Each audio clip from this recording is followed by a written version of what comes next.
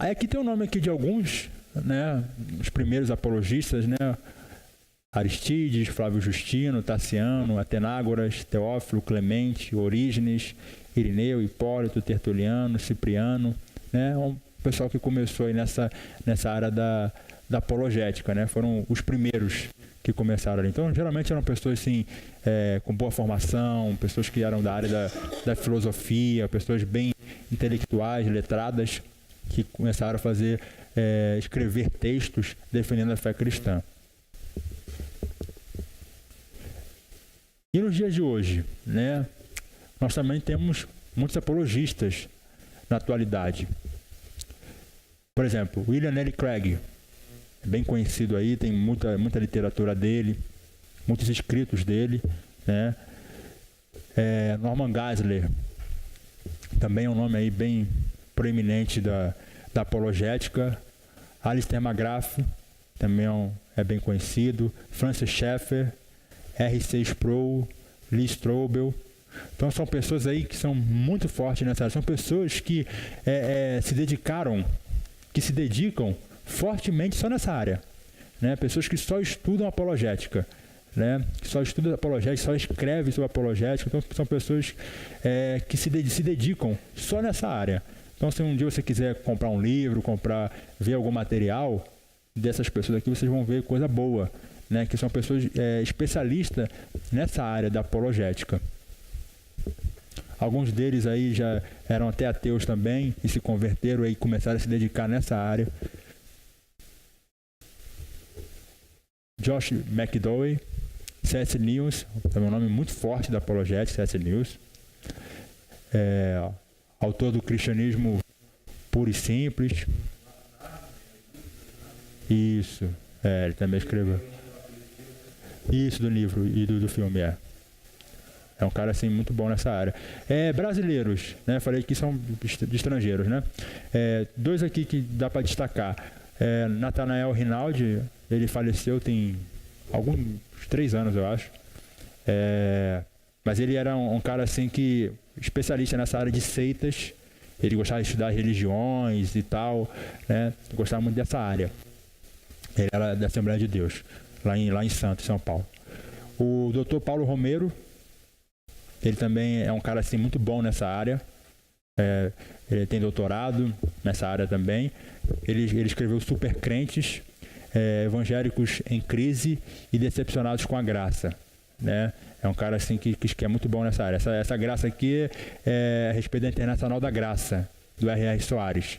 Então ele faz muita crítica às igrejas neopentecostais, né? Ele bate muito forte, teologia da prosperidade. Ele é um cara que combate muito esse tipo de teologia, né? Igrejas neopentecostais. Então, o Dr. Paulo Romero é um grande apologista também brasileiro, né?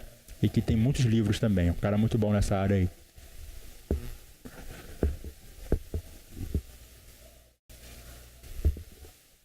Bom, caminhando aí para o nosso quarto e último ponto. Só perguntar para vocês aqui, vocês se lembram na Bíblia de algum momento assim que foi preciso fazer apologética? Algum momento da Bíblia assim que alguém teve que defender a fé? Vocês lembram assim de alguma passagem, de algum personagem? Será que dá para lembrar aí de algum texto que alguém teve que defender a fé cristã? Vocês se lembram de algum?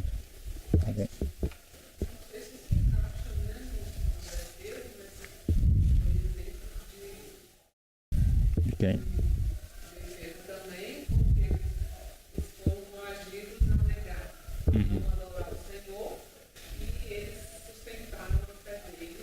Os amigos de Daniel? Não mudando de Isso. por causa do que eles queriam. Exatamente. Então, uma atitude de defesa, eu creio nisso, eu vou continuar adorando, não vou adorar porque era falado de não adorar. Isso, é verdade. Todo mundo se dobrou lá, né? Se dobrar diante de ninguém, só do Senhor. Isso. Então, foi uma forma de defesa.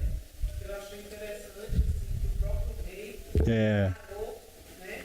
A partir de hoje, vocês vão também Foi,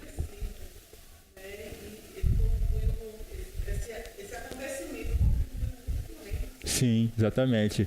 O próprio rei ali, né, Nabucodonosor, ele ficou impressionado, né?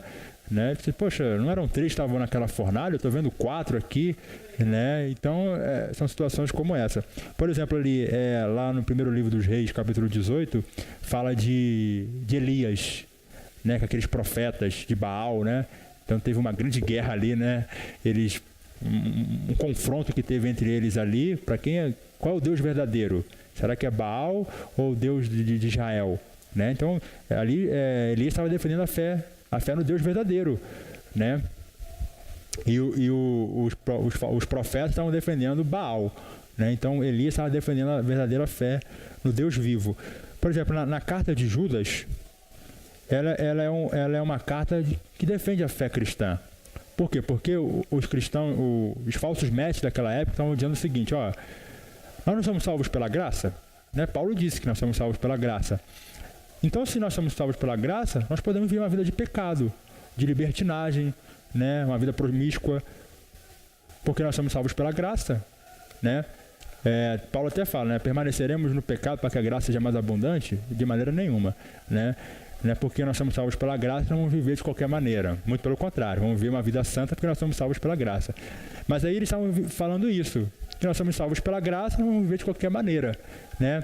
E aí o Judas, ele escreve essa carta combatendo essa heresia, né? Essa ideia de que nós podemos fazer o que quiser porque nós somos salvos pela graça. Então isso é apologética também.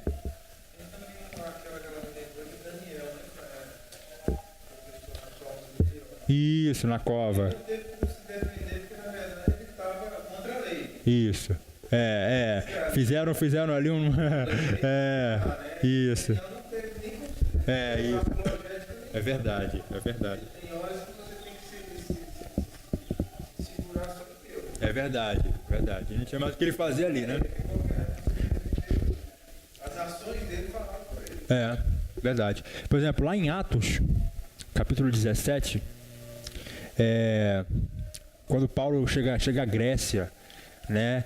E lá tinham muitos ídolos, né? Muitas estátuas, né? Naquela cultura. Então, tem até um certo homem que ele escreveu que parecia que tinha mais estátuas do que pessoas naquela cidade, porque tinha muitas, né? Então, onde você ia na esquina, tinha estátua para lá e para cá, né? Porque eles eram muito idólatras. E Paulo chega lá naquela região, ele se depara com isso, né? E aí lá em Atos 17, verso 15 a 31, mostra que Paulo ele teve um debate, né, muito fervoroso com os epicureus e os estoicos. Os epicureus, eles não acreditavam no céu e nem no inferno, não, morreu aqui, acabou, né? Então eles pregavam isso. E os estoicos eram panteístas, diziam que tudo era Deus. Então, Paulo chega nessa cidade e ele se depara com esses dois grupos de filósofos. E ele começa a ter um debate muito caloroso. Está lá em Atos 17, depois se quiserem ler. Ele tem esse debate. Ele estava defendendo a fé verdadeira, a fé em Cristo, contra esses filósofos que pregavam que não existia céu, que não existia inferno. Então, é uma situação bem complicada. E aí Paulo ele defende a fé em Deus nisso aí. Então, na Bíblia, quando você começa a ler, você vê situações que os homens de Deus precisaram defender a fé. Ok? Caminhando aqui para o final do nosso primeiro encontro, eu quero falar aqui um pouco do valor da apologética, né? Da importância dela, do valor que ela tem, né? Porque a apologética é necessária e que valores ela providencia. Então nós vamos ver aqui 4 pontos, tá? 4 pontos aqui importantes. Um é que ela tá aqui para validar a verdade cristã, salvar os perdidos, fortalecer a igreja e refutar o erro. Esses são os 4 propósitos principais. Os 4 propósitos principais da apologética cristã. Para que ela serve? Qual que é a importância da apologética? Tá? Então vamos ver uma por uma aqui. Primeira, validar a verdade cristã. né? O primeiro propósito da apologética é validar a verdade do cristianismo. Envolve utilizar argumentos filosóficos e evidências empíricas históricas em favor da fé cristã. Objetivo: desenvolver uma defesa racional e sensata do cristianismo, usando-a para se opor a crenças e cosmovisões contrárias. Então, o primeiro propósito da apologética é validar a verdade cristã, né? Tudo aquilo que deturpa a verdade cristã, que deturpa os princípios da fé cristã, eles não pode ser maculado, né? E aí a apologética, ela tem como propósito isso, validar os princípios cristãos, né? Validar a verdade cristã. Quais são as nossas verdades cristãs? São que nós chamamos de verdades centrais do cristianismo, verdades básicas do cristianismo, né? Que Jesus é o Filho de Deus, que ele veio ao mundo para morrer pelos nossos pecados, né? Que ele morreu na cruz, que ele ressuscitou literalmente ao terceiro dia, que em breve ele voltará para buscar a sua igreja. Isso são verdades inegociáveis, são verdades que nós não negociamos, né? Não negociamos essas verdades, porque são verdades centrais do cristianismo, né? Que Deus é o Criador do céu e da terra. Então, essas são verdades basilares da nossa fé, que nós acreditamos. Então, tudo aquilo que vem corromper, que vem deturpar essas verdades, e aí entra a nossa apologética cristã, né? No sentido de defender as verdades centrais do cristianismo.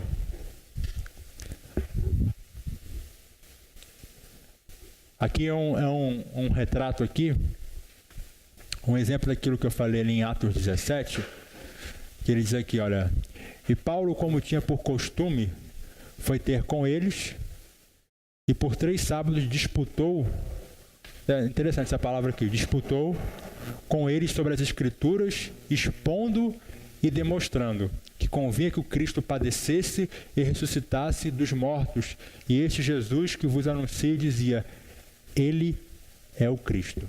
Então aqui Paulo está fazendo apologética, está defendendo a fé cristã contra aqueles filósofos, contra aqueles falsos mestres, conhecedores, né? E Paulo ele começa a disputar com eles, no sentido mesmo de debate, de confronto, né? Sobre as Escrituras. Ele estava expondo e mostrando que, olha, o Cristo, olha, ele padeceu, ele ressuscitou. Isso aqui é o quê? Isso aqui é uma verdade central do cristianismo, né? Que Cristo, ele morreu, que Cristo morreu pelos nossos pecados, e que ele ressuscitou ao terceiro dia. E aí, ao mesmo tempo que Paulo ele está defendendo uma verdade, a verdade que ele acreditava, ele estava promovendo o próprio Senhor, né? Ele estava mostrando que Jesus é o Cristo. Então, ele estava validando a fé cristã.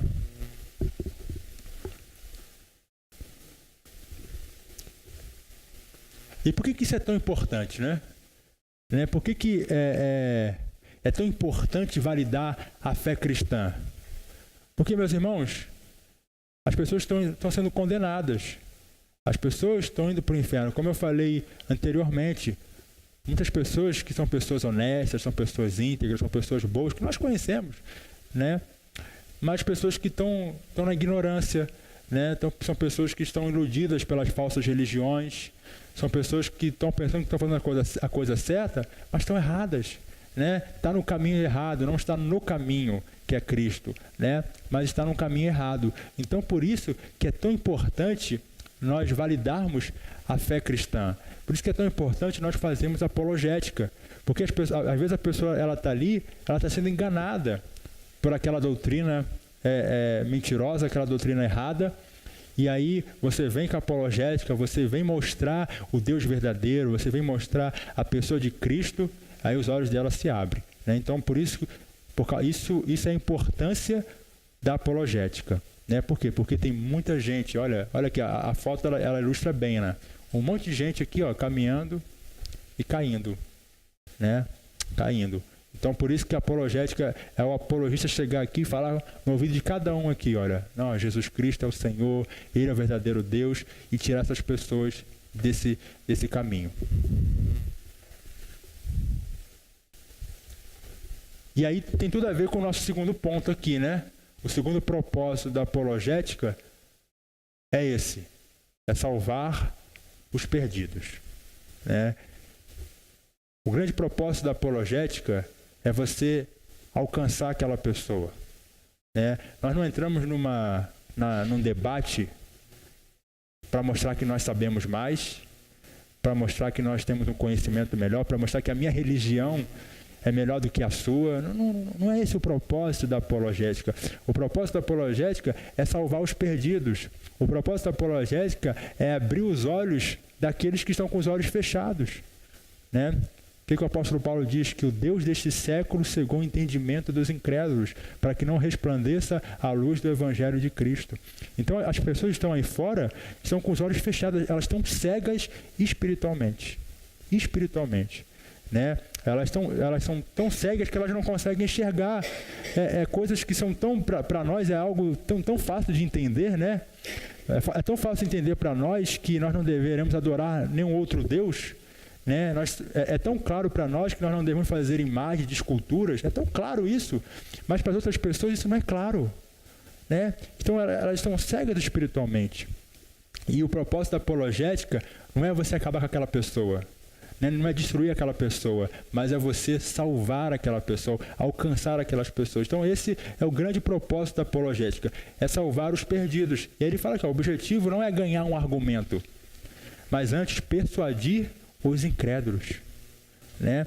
Então, não é simplesmente ganhar. Então, você tem um debate com a pessoa ali, você tirou o argumento dela, né? Que nem aquele barbeiro ateu, voltando lá para o início da nossa aula, né? Aquele barbeiro ateu, você tirou o argumento dela, ela ficou sem o que falar. Mas não é simplesmente você ganhar aquele debate, né? Mas você promover no coração dela ali, com a ação do Espírito Santo, promover nela assim, ela pensar assim, caramba, de fato, ele está certo. De fato, eu estou errado. Então, o grande propósito é esse, não é ganhar o debate simplesmente, né? Não é o propósito, não é esse, simplesmente eu vou ganhar o debate, mas você alcançar aquela pessoa. Então, isso é apologética. Sim. Porque nem sempre nós vamos ganhar, né? Porque quando você existem pessoas aí fora bem fundamentadas naquilo que acreditam, né? Eu já conversei com agnóstico, né, no meu trabalho, né? Acho que foi algo de Deus isso, porque eu estava conversando com ele, lá eu não conheci, ele apareceu lá, ia ficar uma semana com a gente no trabalho, e aí eu estava conversando com ele, aí chegou um outro colega e perguntou para mim, quem sabe que eu sou dessa área da teologia e tal, ele me perguntou, você sabe o que o agnóstico acredita? O que o gnóstico acredita, perdão? O agnóstico, né? Aí o rapaz falou assim, posso responder? O rapaz estava do meu lado. Aí ele respondeu, e ele explicou tão bem que eu não saberia explicar, né, aquilo ali do jeito como ele falou. Ele explicou tão bem assim, né? Aí ele falou assim, não, porque eu sou um deles. Eu sou agnóstico, por isso que eu sei que eu estou falando, né? E aí me deu uma grande oportunidade ali. Eu falei, mas como é que funciona isso? E depois comecei a conversar com ele, ficamos horas ali conversando, e eu falei daquilo que eu acreditava, ele falou daquilo que ele acreditava e tal. Então, mas foi uma conversa muito boa, até que ele no final ele falou assim, poxa, eu nunca tive uma conversa assim tão boa, porque geralmente o cristão, quando conversa assim com ele, pelo que ele deixou entender, já vai para um debate ali, fervo, não, como é que você não acredita? Não é possível uma pessoa não acreditar e tal, né? Então a pessoa já vai para aquela... aí a pessoa já fica fica até nervosa, né? Tem pessoas que se alteram, né? Tem pessoas que ficam alteradas assim, mas nós conversamos assim, eu ouvi, deixava ele falar bastante, e depois eu falava, ele ficava quietinho também, então nós conversamos... Tivemos uma conversa muito boa, muito produtiva, né? Mas você vê assim que é difícil, é um grande desafio, porque são pessoas que têm um grande conhecimento da ciência, pessoas bem fundamentadas naquilo que falam. Então, assim, é um grande desafio. Né? Se realmente você não estiver preparado, ele te coloca no bolso ali e deixa você quietinho, porque você não vai ter argumento com ele. Então, são pessoas assim, que são muito boas. Então, por isso que nós precisamos assim, entrar nessa área, assim, estudar, se preparar. Realmente é preciso estudar bastante, né? É preciso buscar muito a Deus em oração, né? Porque realmente é um grande desafio você conversar com esse tipo de pessoa, né? São pessoas realmente bem fundamentadas, pessoas que conhecem bem que sabe o que está falando, né? Questão de ciência e tal. Então, realmente, é um grande desafio, né? Aí, no final, estava quase na hora de ir embora, eu perguntei para ele assim, e na hora do aperto? Na hora que as coisas acontecem assim, vem a dificuldade na sua vida, gente assim que não tem o que fazer. No dia mal, né? Na hora da enfermidade, na hora da crise. E aí? A quem recorrer? Né? Perguntei para ele, né? Foi a última pergunta que eu fiz para ele. Aí ele me respondeu assim, poxa, eu nunca tive essa experiência, né? Até hoje, é um rapaz novo. Eu falei assim, até agora eu nunca tive essa experiência assim. Não sei o que eu faria, né? Eu não sei o que faria. Eu falei, em momentos como esse eu busco a Deus, né? O meu socorro vem de Deus, né? Eu falei, espero que você tenha a oportunidade também de ter que pedir socorro a Deus, né? E Ele alcance a sua vida. Então, é um grande desafio, né? É um grande desafio. Mas o propósito é esse, é salvar os perdidos. Eu não sei se eu ganhei aquele debate, mas foi o que a irmã falou. Uma sementezinha, né? É isso. Isso. Isso, aí ele encontra lá na frente, ele encontra um outro irmão, ele encontra outro irmão em Cristo aí, o outro irmão também fala com ele, conversa, e assim vai. Não foi, não, eu vi que era de Deus ali, né? Tinha um propósito de Deus, tanto que eu conheci ele ali 2 dias, depois não vi mais, né? E assim Deus vai fazendo, vai abrindo oportunidade. Foi o que eu falei com vocês no início, igual no vídeo lá, o rapaz foi cortar o cabelo, então teve uma situação lá e teve que defender a fé. Então era no nosso dia a dia. Eu estava no avião, a moça foi conversar comigo e eu tive que falar. Eu estava no meu trabalho, apareceu esse rapaz. Então, é no nosso dia a dia. Né? Você não se planeja. Pô, hoje vai aparecer alguém.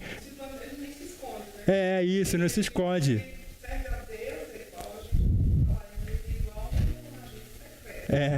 gente serve. 007, como a pessoa costuma dizer. Isso. Mostrando que ele crê naquilo que ele está fazendo. Isso. Como se eu não creio. Você vê, eu estava reparando bem no rosto dele, do barbeiro, né? Que quando ele estava lendo a Bíblia ali, o rapaz, ele ficou meio que incomodado. Ele olhou assim e fez assim. Né? Tipo, ele se incomodou com aquilo, né? Aí no final, que ele terminou o corte, ele falou, né? Olha, eu não acredito em Deus. Né? Ele falou isso.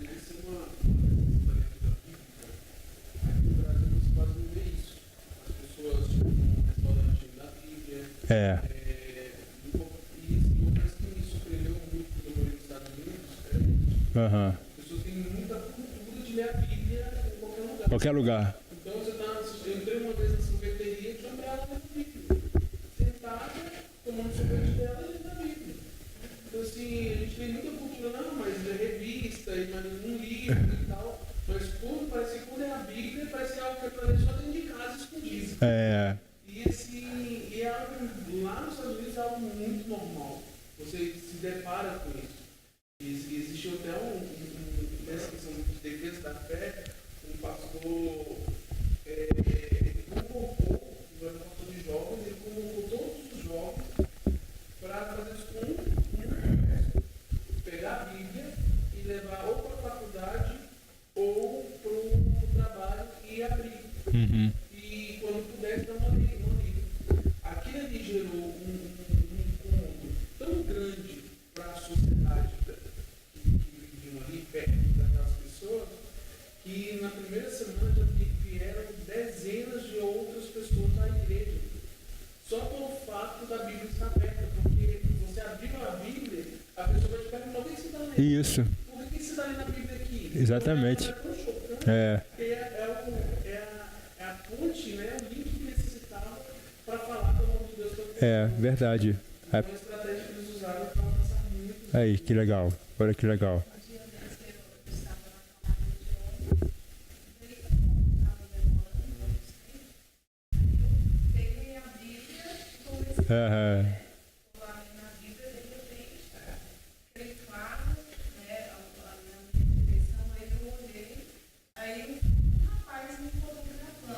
É mesmo? Aí eu olhei assim pra ele, não sei se é um fantasma.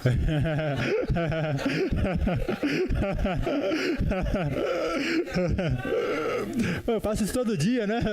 Eu falei todo dia. Mas pra ele foi algo legal, porque tava ali na parada do ônibus, né? Isso é legal. Sinal que ele também gosta de fazer. É, sim. Então ele ficou. É algo que choca hoje. É algo que você chegar num lugar, na faculdade, aí você está com a Bíblia aberta lendo, ou assim, ou ele endoidou, ou algo está acontecendo, ou ele está passando por muita dificuldade. É, isso.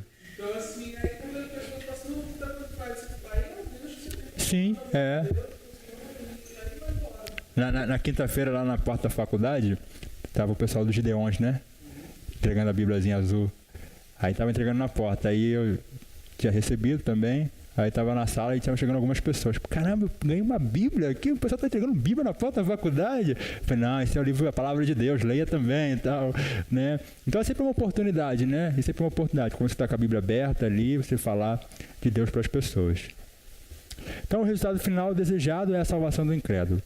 Esse é o propósito, né? Esse é o propósito final. É a salvação do incrédulo. Então não é ganhar o debate, não é você se sobressair, né? Não é simplesmente você deixar a pessoa assim sem argumento. É você realmente plantar sua semente, é realmente alcançar aquela pessoa. Olha C.S. Lewis falando, porque eu falei que é um cara bem renomado aí nessa área da apologética. Quase toda a gente que eu conheço que abraçou o cristianismo em idade adulta foi influenciada por aquilo que lhe pareceu ser pelo menos um argumento provável em favor do teísmo, né? Então, a importância aí da apologética na questão da salvação, né? Na questão de alcançar pessoas. Sim. Pelo menos um argumento provável em favor do teísmo, né? Questão do ateísmo e argumentação Lee Strobel, né? Foi um também que eu falei, que é dessa área. Em essência, eu percebi que para permanecer um ateu, olha, ele era ateu, teria de acreditar que nada produz tudo. Não vida produz vida. Aleatoriedade produz ajuste fino. Caos produz informações. Consciência produz consciência e a não razão produz razão. Estes saltos de fé eram simplesmente demasiado grandes para eu os conseguir dar, especialmente à luz do caso afirmativo para a existência de Deus e da ressurreição de Jesus, e portanto da sua divindade. Por outras palavras, no meu entender, a cosmovisão cristã explica a totalidade das evidências de forma muito mais capaz que a cosmovisão ateísta. Então aqui está um depoimento, né, de um cara que já esteve do outro lado, né, de uma pessoa que não acreditava em Deus e foi alcançada, né, pela palavra, foi alcançado por Deus, e hoje ele se dedica a sua vida para fazer apologética, para poder defender a fé cristã. Lee Strobel. Olha o que ele diz aqui. O objetivo na maior parte dos conflitos é destruir o adversário, né? O objetivo da apologética é ganhar o nosso adversário. Perfeito? Muito legal, né? Então, ele falou, realmente ele resumiu bem aquilo que nós falamos. O objetivo dos conflitos é destruir, acabar com o adversário, né? Só que o nosso objetivo na apologética é o contrário. É alcançar o adversário, é ganhar o adversário, né? Então...